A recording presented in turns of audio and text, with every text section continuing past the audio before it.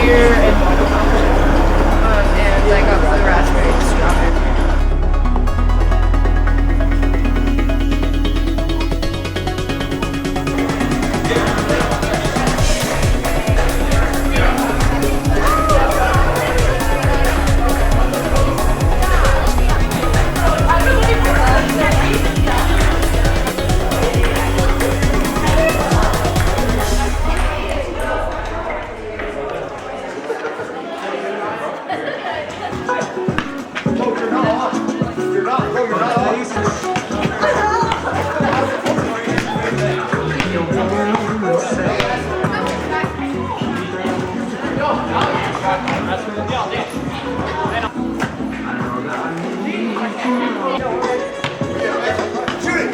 Alright, we're gonna go play pac-man tag in the atrium.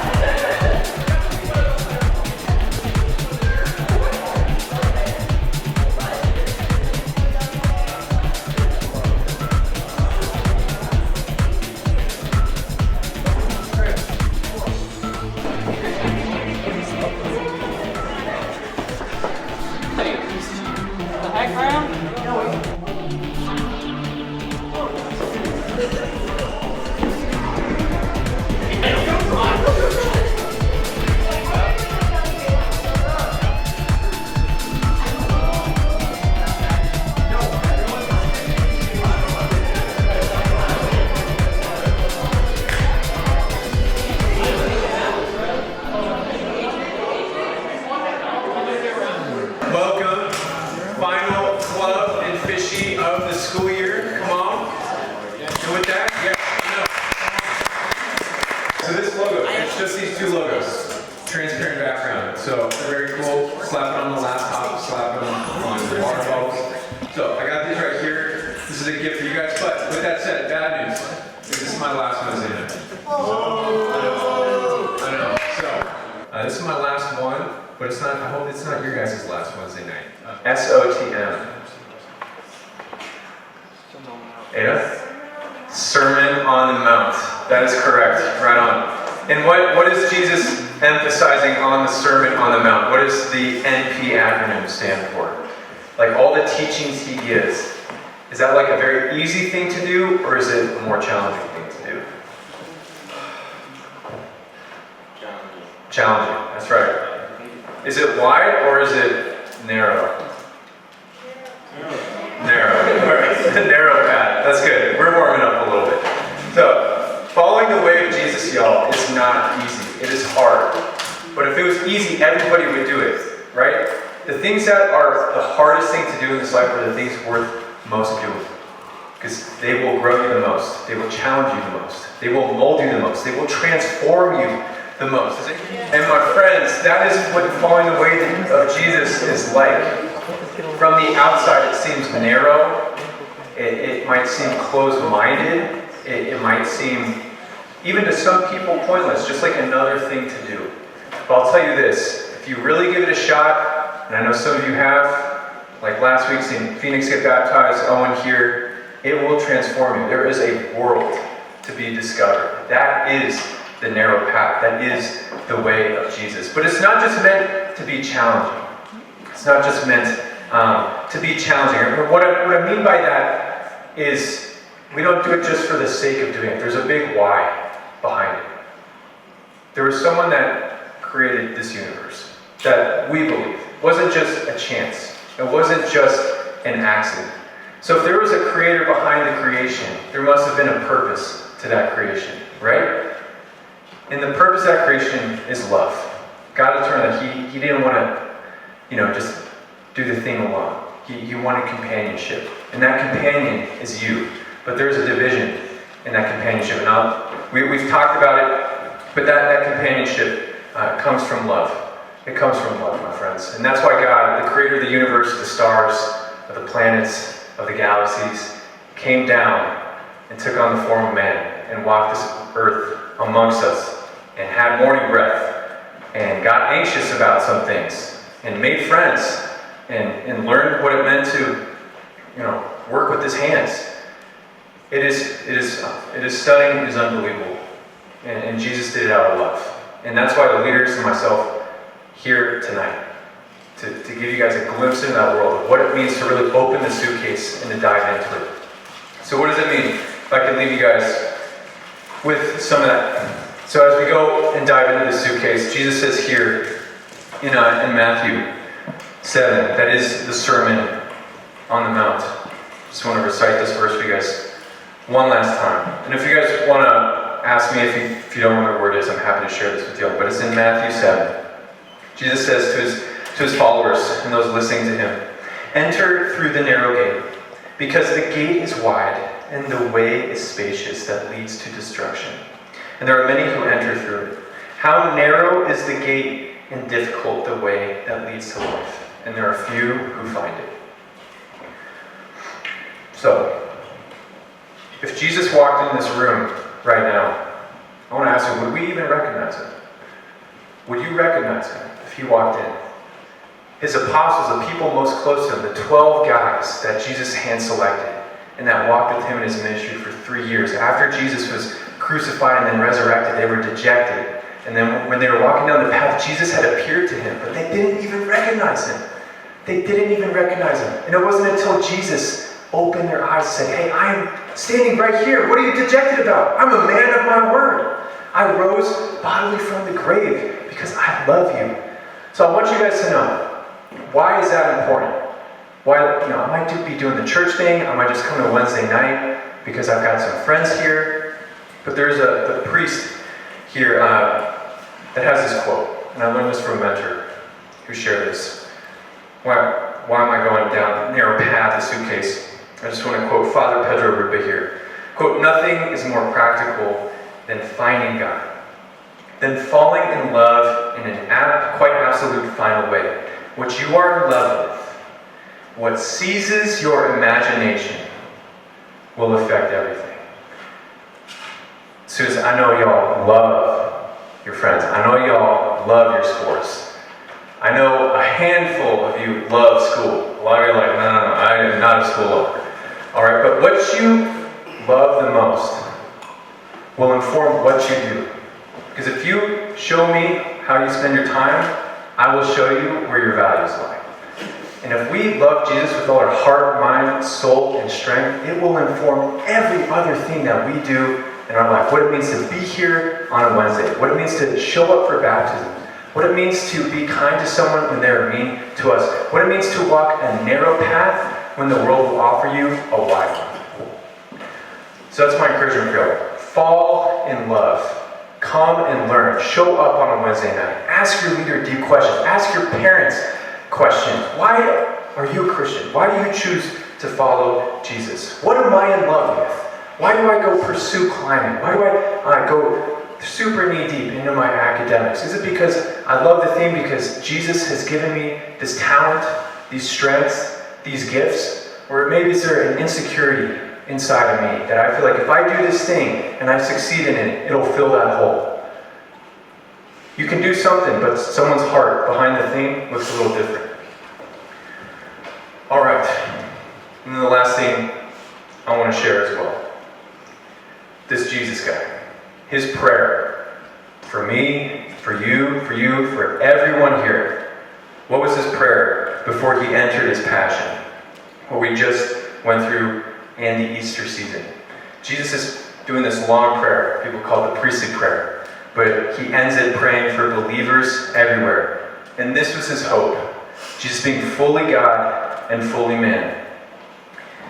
I am not praying only on their behalf, but also on behalf of those who believe in me through their testimony. That they will all be one. Just as you, Father, are in me, and I am in you. I pray that they will be in us, so that the world will believe that you sent me. The glory you gave to me, I have given to them, that they may be one, just as we are one.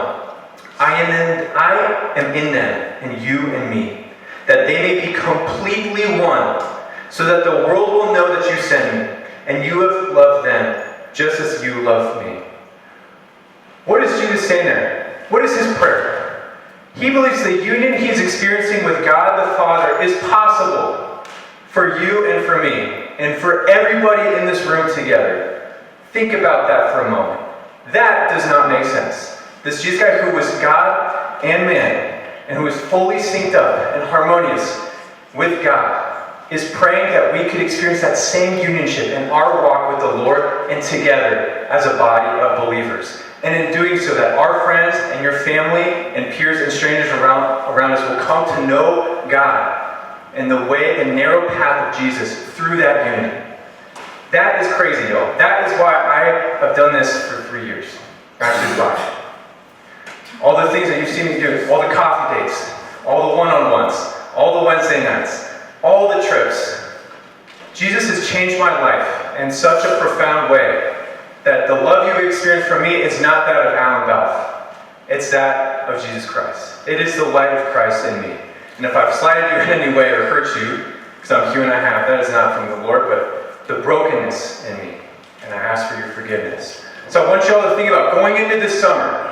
What do I love? What do I love the most? How does that inform my day-to-day? How does that inform why I show up here on a Wednesday night? How does that inform how I interact with my family? How I interact with someone that I may not see eye to eye with, or who may be my best friend? And then to think as well, unionship. Jesus, what does it mean to be one with you? Everyone here has heard it's a relationship. It's a relationship with Christ. But my friends, I'm telling you it's more than that. It's union. It's being one. It's mystical in that sense. It's a beautiful thing. And as I'm sharing this now, it may not make sense. And that's okay. There might be a part of you that is struggling to understand what I'm saying. There might be a part of you that's like, that is some craziness. But I want you to know it is real. And there's people in this room that have experienced it, and it's their desire for you to experience that as well. And it's possible for you every day. It's not a one-time thing. It is a daily process of purification. And so I want y'all to consider this. Maybe you don't feel like, I've done something in my past that I'm not worthy of that kind of love. Maybe there's a part of me that says, you know what, I'll do the church thing in that, but, Lord, if I invite you into the heart of my home, you can have some rooms, but not all of them, because this is too dark. This is just something that I'm more comfortable just keeping to myself. But Jesus wants all of your heart. That's why God, the creator of the universe, came down. For God gave his one and only Son, not to condemn the world, but so that those who believe in him may find eternal life. Jesus' way is upside down. It inverts the values and norms of our world and our culture. So that's my encouragement for y'all. Here to close with this word that our brother Colton preached on last year. The wisest man in the world. On the days where he had everything at his fingertips. He got all the grades. He exceeded in all the athletics.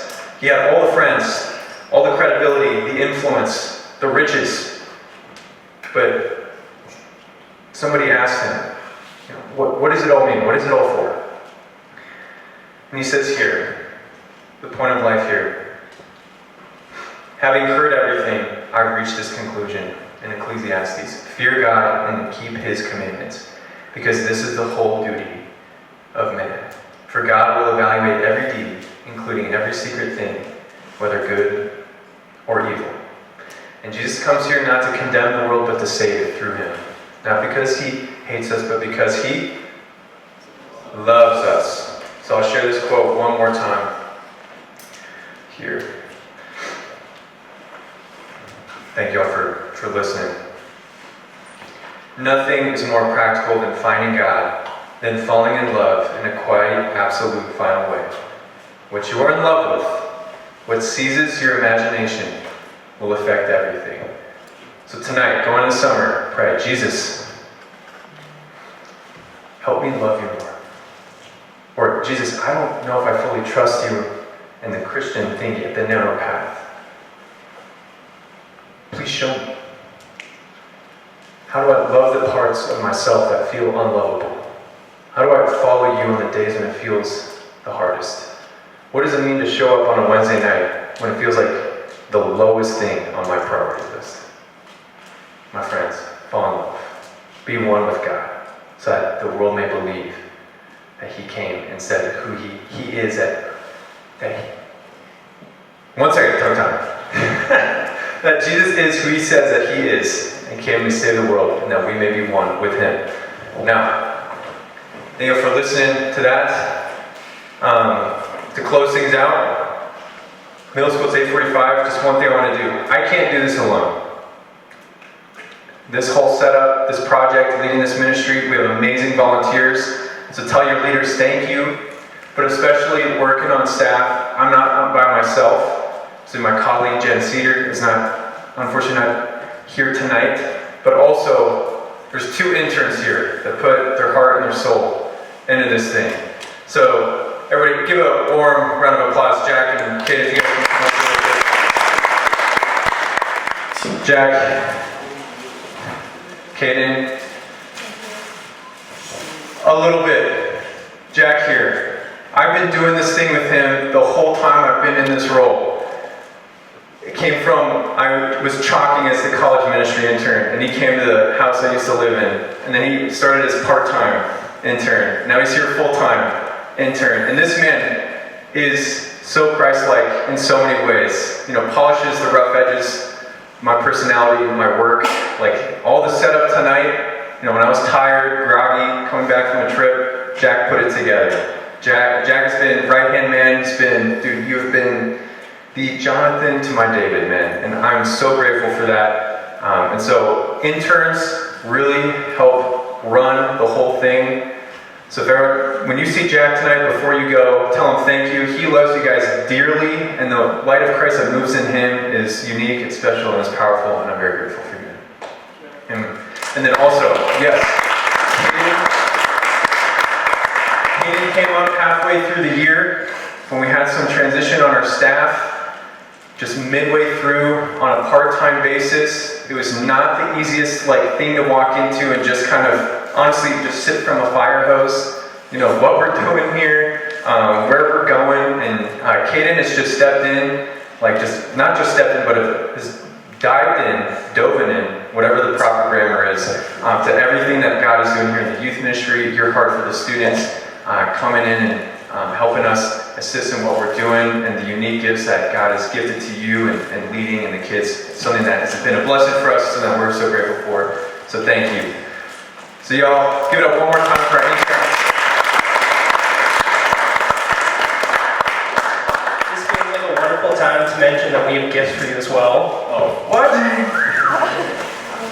Well, Jack gets that. Okay, I want y'all to know, I love y'all. I will miss you guys.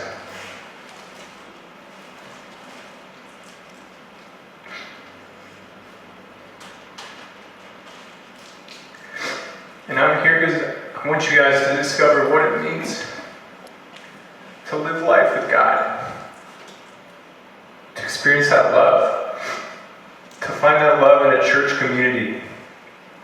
What it means to put your head on someone's shoulder. So I want y'all to know, just keep coming, show up for each other, for the Lord.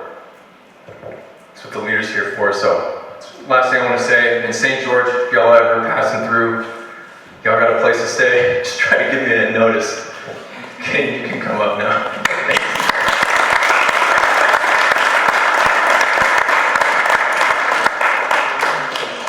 Oh, dang. Ignore the Christmas bag. But here is just a collection of notes and cards that all the leaders and some students put together. Just thanking you for all your time here. Thank you.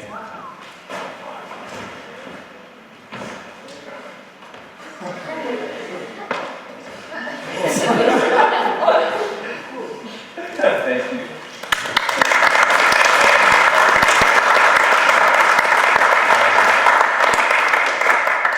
Well, sweet. If you guys don't have my cell phone, I'm happy to pass that to you. Address. But before we before we go, I want us to close in prayer, but to know I'm not the only one going off embarking on the next adventure. We have two seniors in here embarking on their adventure. Soren, Amber, you guys just raise your hands real quick. Y'all, these guys have remained consistent through a lot of turmoil, transition, in the youth ministry. They've been in your shoes. They're going off to their next step in life. Y'all, when this group was 5 students, Amber was one of those 5. And when we were meeting up in this loft. And now look around. That's how good God is. So we just want to honor them. We want to pray for them. And we want to pray for ourselves as a community and the staff leaders that are going to come in. And just who I'm going to pass off the baton to. So Amber, Soren, if y'all don't mind just kind of coming in. Amber, if you want to come next to Soren, we'll all come here in the center. If you're comfortable laying hands, we'll pray over them, and then we'll pray over the group. I know I'm catching you guys off guard with this. If everybody just wants to get off their seat, we'll just come together. If you're comfortable praying, otherwise you can just listen in. If you're comfortable extending a hand, laying a hand on them. All right. Yeah, we got a chain of hands. Great chain. Awesome.